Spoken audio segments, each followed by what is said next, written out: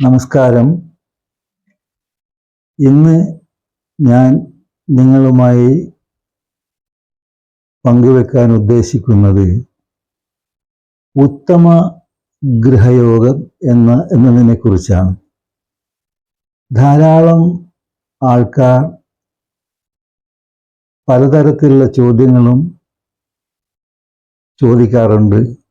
എനിക്ക് ഗൃഹയോഗമുണ്ടോ? എപ്പോൾ എനിക്കൊരു വീട് ചെയ്യാൻ കഴിയും? എങ്ങനെയുള്ള വീടായിരിക്കും?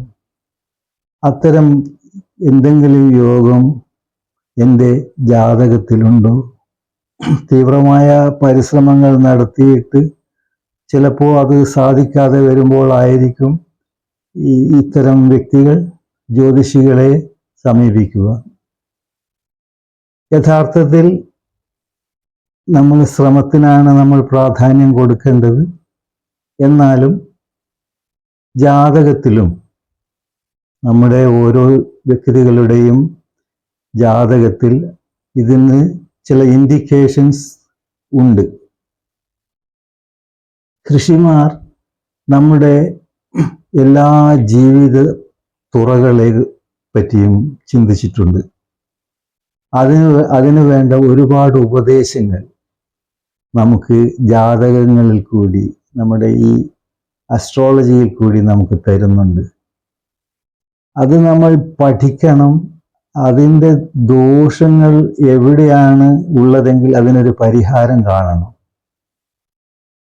ഈ ഗൃഹയോഗം, വീട് എന്നുള്ളത് ഇന്നത്തെ തലമുറയുടെ ഏറ്റവും വലിയ ഒരു ആഗ്രഹമാണ്. വിദ്യാഭ്യാസം കഴിഞ്ഞ് ജോലി കിട്ടിയാൽ കല്യാണം കഴിഞ്ഞാൽ ഉടനടി ഒരു വീട്. ഇതാണ് ഇന്നത്തെ ഈ തലമുറയുടെ ഏറ്റവും വലിയ സ്വപ്നം. പലരും ഒരുപാട് ശ്രമിക്കും, ഒരുപാട് അധ്വാനിക്കും, ഒരുപാട് പണം ചിലവഴിക്കും. പക്ഷേ റിസൾട്ട് നന്നായി എന്ന് വരില്ല. ഈ സമയത്തും ഈ ജ്യോതിഷികളെ സമീപിക്കുന്ന ഒരു സ്വഭാവമുണ്ട്.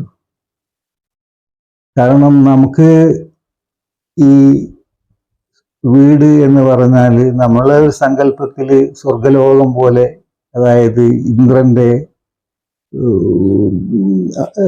അമരാവതി പോലെയോ അല്ലെങ്കിൽ കുബേരൻ്റെ അമരാവതി പോലെയൊക്കെയുള്ള വീടുകൾ ആണ് നമ്മുടെ സ്വപ്നങ്ങൾ. അതൊക്കെ നമ്മൾ നിയന്ത്രിക്കണം. നമുക്ക് നമ്മുടെ പരിമിതിയിൽപ്പെട്ട ആഗ്രഹങ്ങൾ വെച്ചിട്ട് വേണം വീടിനെ പറ്റി ചിന്തിക്കാൻ. അപ്പോൾ എങ്ങനെയുള്ള ഒരു വീട് നമുക്ക് സാധ്യതയുണ്ട് എന്ന് ജാതകത്തിൽ ചെറിയ ചില ഇൻഡിക്കേഷൻസ് ഒക്കെ നമുക്ക് കിട്ടാൻ കഴിയും. എങ്ങനെയെന്ന് വെച്ചാൽ, ഈ ജാതകത്തിൽ നിങ്ങൾക്കറിയാമല്ലോ, ഈ 4-ാം ഭാവം കൊണ്ടാണ് ഒരു വീടിൻ്റെ കാര്യങ്ങൾ, വീടും സുഖവും അമ്മയും, ഇതൊക്കെ 4-ാം ഭാവം കൊണ്ടാണ് നമ്മൾ പറയുന്നത്. ഈ 4-ാം ഭാവത്തിൻ്റെ ബലം, 4-ാം ഭാവാധിപന്റെ ബലം, സ്ഥാനം, ഇവയൊക്കെ നമ്മൾ പഠിച്ചിട്ടാണ് ഈ വ്യക്തിക്ക് ഒരു നല്ല വീടിൻ്റെ യോഗമുണ്ടോ ഇല്ലയോ എന്ന് മനസ്സിലാക്കുന്നത്. ഏറ്റവും പ്രധാനപ്പെട്ട നിങ്ങൾക്കറിയാം, 12 രാശികളാണ്, 12 ഗ്രഹങ്ങളാണ്, 12 രാശികൾ. അതിൽ 4-ാമത്തതാണ് വീടുമായി ബന്ധപ്പെട്ട് നിൽക്കുന്നത്. ഈ 4-ാം ഭാവാധിപൻ, ഇപ്പോൾ മേടം, മിഥുനം തുടങ്ങിയാണല്ലോ 12 രാശികൾ വരുന്നത്. അത് 4-ാം ഭാവമായിട്ട് ഏത് രാശി വരുന്നു, ആ രാശിയുടെ ബലം. എപ്പോഴും ഒരു വീടിന് പറ്റി ചിന്തിക്കുമ്പോൾ നമ്മൾ ശ്രദ്ധിക്കേണ്ട ഏറ്റവും പ്രധാനപ്പെട്ട ഒരു പോയിന്റാണത്. ഈ 4-ാം ഭാവം, ഈ രാശി, അത് പാപഗ്രഹങ്ങൾ അല്ലെങ്കിൽ പാപഗ്രഹങ്ങളുടെ വീക്ഷണങ്ങൾ, ഇതൊക്കെ ഉണ്ടെങ്കിൽ ആ രാശിക്ക് 4-ാം ഭാവത്തിന് ബലം കുറയും. അപ്പോൾ നമുക്ക് വീടിൻ്റെ സാധ്യതകൾ ഉണ്ടെങ്കിലും അതിനൊരു ശുഭത്വം ഉണ്ടാവുകയില്ല. ഇതാണ് ഒന്ന്. അതേസമയം നല്ല ബലത്തോടു കൂടിയ 4-ാം ഭാവ ആണെങ്കിൽ അതിന് ഒരു ഒരു ഒരു നല്ലൊരു പ്ലസ് പോയിന്റ് ഉണ്ടാകും. ഒപ്പം തന്നെ ഈ 4-ാം ഭാവാധിപൻ, ഇപ്പം 4-ാം ഭാവം കർക്കിടകമായി ആണെങ്കിൽ 4-ാം ഭാവാധിപൻ ചന്ദ്രനായിരിക്കും. 4-ാം ഭാവാധിപൻ സൂര്യനാണെങ്കിൽ 4-ാം ഭാവാധിപൻ 4-ാം ഭാവം ചിങ്ങമാണെങ്കിൽ അതിൻ്റെ അധിപൻ സൂര്യനാണ്. 4-ാം ഭാവാധിപൻ സൂര്യനായിരിക്കും. അപ്പോൾ ഇവിടെ സൂര്യൻ്റെ സ്ഥാനങ്ങളാണ് പ്രധാനം. സൂര്യൻ ഉച്ചത്തിലാണെങ്കിൽ ആ വ്യക്തിക്ക് വീട് ഉണ്ടാക്കാൻ ഒരുപാട് ഓപ്പർച്യൂണിറ്റീസ് ഉണ്ടാകും, നല്ല വീടുണ്ടാക്കാൻ. അതുപോലെ തന്നെ 4-ാം ഭാവാധിപൻ സ്വക്ഷേത്രത്തിൽ നിൽക്കുക നല്ല ഒരു സാധ്യതയാണ്. 4-ാം ഭാവാധിപൻ ജാതകത്തിൽ കേന്ദ്രങ്ങളിൽ നിൽക്കുക, 1, 4, 7, 10 എന്നീ ഭാവങ്ങൾ കേന്ദ്രങ്ങളിൽ നിന്നാലും വീട് ഉണ്ടാക്കാനും നല്ല വീട്ടിൽ താമസിക്കാനുള്ള യോഗമായിട്ട് നാം കാണുന്നുണ്ട്. അതുപോലെ തന്നെ 4-ാം ഭാവാധിപൻ ത്രികോണ സ്ഥാനങ്ങളിൽ വരിക, അതും നല്ലൊരു വീടിനുള്ള യോഗമാണ്. ഈ എല്ലാ യോഗങ്ങളും ലഗ്നത്തിനെ ബേസ് ചെയ്തിട്ട് നമ്മൾ പറയണം. കാരണം ലഗ്നം ഏറ്റവും പ്രധാനമാണ്.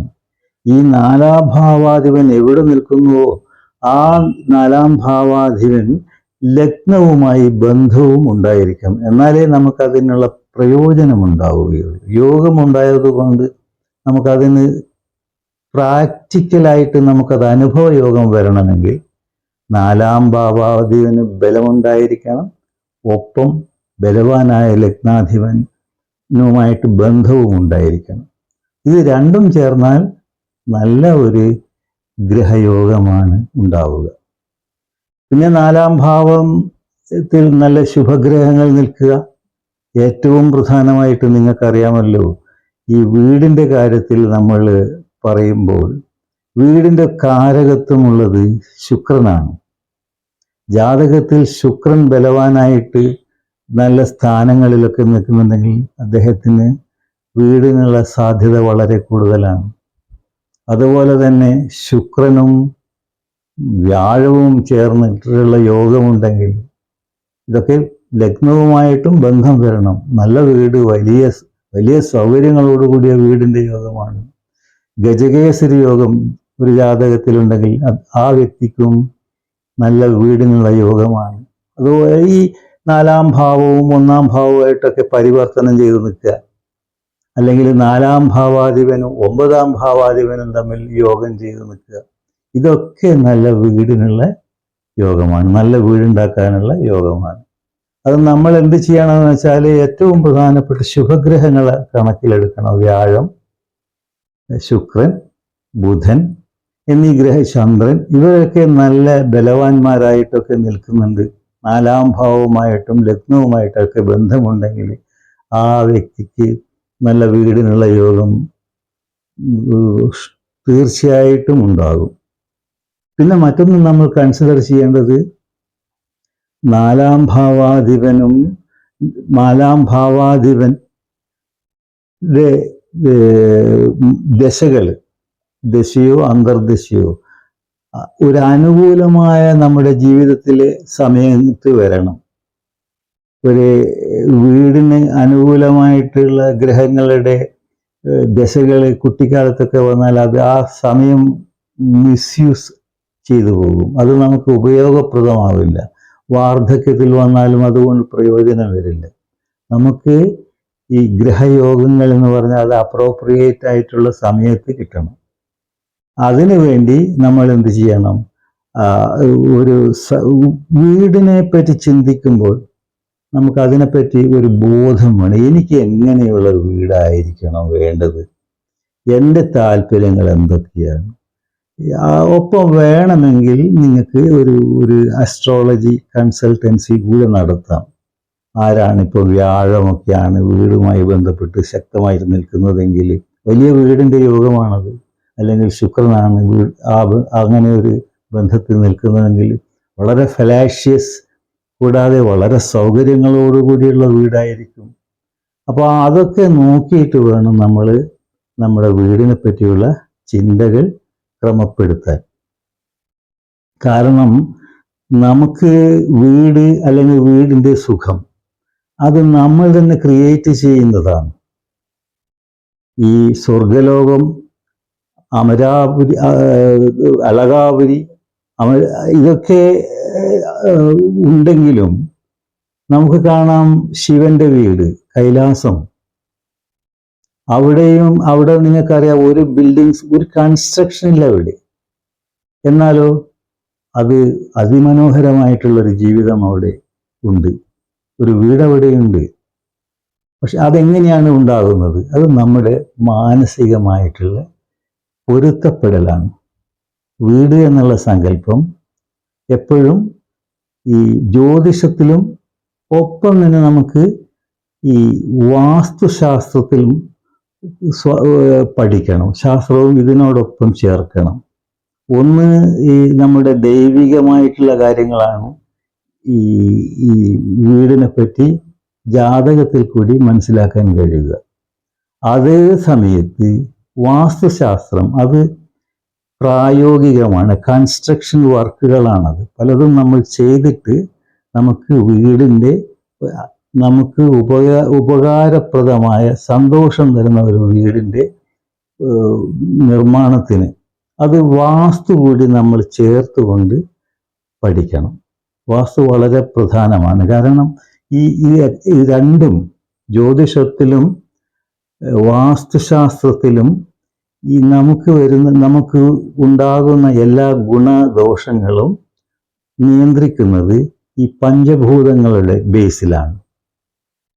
അതിൻ്റെ ഏറ്റക്കുറച്ചിൽ പഞ്ചഭൂതങ്ങൾ, ഈ അഗ്നി, ഭൂമി, വായു, ജലം, ആകാശം, ഈ 5 ഭൂതങ്ങൾ, പഞ്ചഭൂതങ്ങൾ എങ്ങനെ നമ്മൾ ചേർത്തെടുക്കുന്നു, അതിൻ്റെ ബേസിലാണ് നമുക്ക് ജീവിതത്തിന് ഒരു ഹാർമോണിയസ് ലൈഫ് ഉണ്ടാകുന്നത്. അത് ജാതകത്തിൽ കൂടി നമുക്ക് ഉണ്ടാക്കിയെടുക്കാം. അതുപോലെ തന്നെ കൺസ്ട്രക്ഷൻ വർക്കിൽ കൂടി ഉണ്ടാക്കിയെടുക്കാം. അതിൻ്റെ ഉപജ്ഞാതാവ് എന്ന് പറയുന്നത് വിശ്വകർമാവാണ്. ദേവന്മാരുടെയും എഞ്ചിനീയറാണത്. ഏറ്റവും വലിയ കണ്ടുപിടുത്തത്തിൻ്റെ എല്ലാം ആളാണ് വിശ്വകർമാവ്. വിശ്വകർമാവിൻ്റെ ഒരു കൺസെപ്റ്റാണ് ഈ വാസ്തുശാസ്ത്രം. അത് നമുക്ക് ഈ വാസ്തുശാസ്ത്രത്തിൻ്റെ ബേസിൽ നമ്മൾ പോയാൽ നമുക്ക് അനുകൂലമായിട്ടുള്ള ഒരു ഈ 5 എലിമെൻസിനെ നിയന്ത്രിച്ചുകൊണ്ട് നമുക്ക് സുഖമായി ജീവിക്കാനുള്ള ഒരു ചുറ്റുപാട് ആ കൺസ്ട്രക്ഷനിൽ കൂടി നമുക്ക് ഉണ്ടാക്കിയെടുക്കാൻ സാധിക്കും.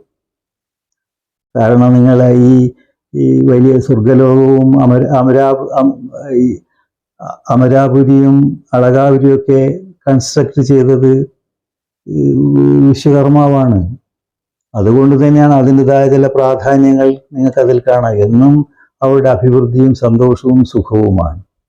അതുപോലെ തന്നെ നമുക്കും ഉണ്ടാക്കിയെടുക്കാം. പക്ഷെ അതിന് നമ്മൾ എന്ത് ചെയ്യണം? നമ്മൾ ആദ്യം തന്നെ ഈ പഞ്ചഭൂതങ്ങളെ നിയന്ത്രിച്ചുകൊണ്ടുള്ള ഒരു ജീവിതവും ശൈലിയും ഉണ്ടാക്കണം. നമുക്ക് വീടില്ലെങ്കിൽ വീടുണ്ടാക്കണം എന്നുള്ള ആഗ്രഹമുണ്ടെങ്കിൽ നമ്മൾ പ്രസന്റ് താമസിക്കുന്ന വീട് അതിനനുകൂലമാക്കിയെടുക്കണം. എന്നാൽ മാത്രമേ നമുക്കൊരു വീടുണ്ടാക്കാനുള്ളൊരു യോഗം ഉണ്ടാവുകയുള്ളൂ. അങ്ങനെ നമ്മൾ ചെയ്താൽ നമുക്ക് നല്ലൊരു വീടിൻ്റെ ഉണ്ടാക്കാനുള്ള യോഗം ഓട്ടോമാറ്റിക്കായിട്ട് വരും. നമ്മൾ പ്രായോഗികമായാൽ മതി. ഇതിൻ്റെ എല്ലാം അടിസ്ഥാനം നമുക്ക് സത്യസന്ധമായിട്ട് വളരെ ട്രാൻസ്പെറൻ്റ് ആയിട്ടുള്ള ജീവിതം, വളരെ വൃത്തിയോട് കൂടിയിട്ടുള്ള ചുറ്റുപാടുകൾ ഉണ്ടാക്കൽ, വീട് നന്നായി അലങ്കരിക്കൽ, വീടിന് നന്നായിട്ട് പരിചരിക്കൽ, ഇങ്ങനെയുള്ള സ്വഭാവങ്ങളോടുകൂടി നമ്മൾ ജീവിച്ചു തുടങ്ങി. ഒപ്പം തന്നെ നമുക്കൊരു സങ്കല്പവും, ഒരു വീട് വേണം, ഇന്നേ ടൈപ്പ് വീട് വേണം എന്നുള്ള സങ്കല്പവും അതിന് അനുസരിച്ചിട്ടുള്ള പ്രയത്നവും ഉണ്ടെങ്കിൽ വാസ്തു വളരെ പ്രധാനമാണ്. നിങ്ങൾക്ക് അത്തരം ഒരു വീട് സ്വന്തമായിട്ട് ഉണ്ടാക്കാനുള്ള യോഗം തീർച്ചയായിട്ടും നിങ്ങൾക്കുണ്ടാകും വരും. നമ്മൾ അതിനുള്ള ശ്രമം എപ്പോഴും വാസ്തു നമ്മൾ ശ്രദ്ധിക്കണം. കാരണം ഒരു വീട് എന്ന് പറയുമ്പോൾ അതിൻ്റെ സ്ഥലം വളരെ പ്രധാനമാണ്. അതിൻ്റെ ഷേപ്പുകളിൽ സ്ക്വയർ ഷേപ്പൊക്കെയുള്ള വീടുകളായിരിക്കും എപ്പോഴും വീടും സ്ഥലവും ഒക്കെ.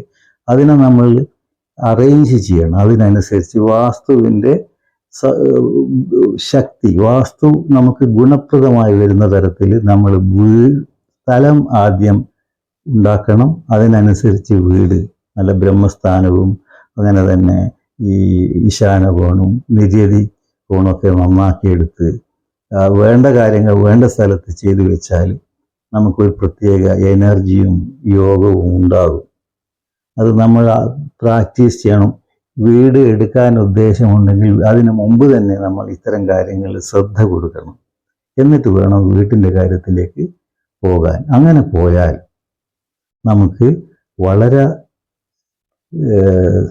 സന്തോഷം തരുന്ന, നമുക്ക് ഒരുപാട് സുഖം തരുന്ന ഒരു വീടിൻ്റെ യോഗം ഓട്ടോമാറ്റിക്കായിട്ട് സിദ്ധിക്കും. ശ്രമം വേണം. നമുക്ക് അധ്വാനിച്ചാലേ എന്ത് കാര്യവും നേടാൻ പറ്റൂ. അങ്ങനെ ശ്രമിച്ചാൽ ഇങ്ങനെ ഈ ഒരു വാസ്തുവിനെ കൂടി ചേർത്തിട്ട് നമ്മൾ മോഹങ്ങൾ മുന്നോട്ട് കൊണ്ടുപോയാൽ, ജാതകത്തിൽ അതിൻ്റെ സാധ്യതകൾ പഠിച്ചിട്ട് മുന്നോട്ട് പോയാൽ എന്തായാലും ഒരു വീട് ഉണ്ടാക്കാനും ആ വീട്ടിൽ സുഖമായി ജീവിക്കാനുമുള്ള യോഗം നിങ്ങൾക്ക് ഉണ്ടാകും. നിങ്ങൾക്ക് ഉണ്ടാകട്ടെ എന്ന് പ്രാർത്ഥിച്ചുകൊണ്ട് ഞാൻ നിർത്തുന്നു.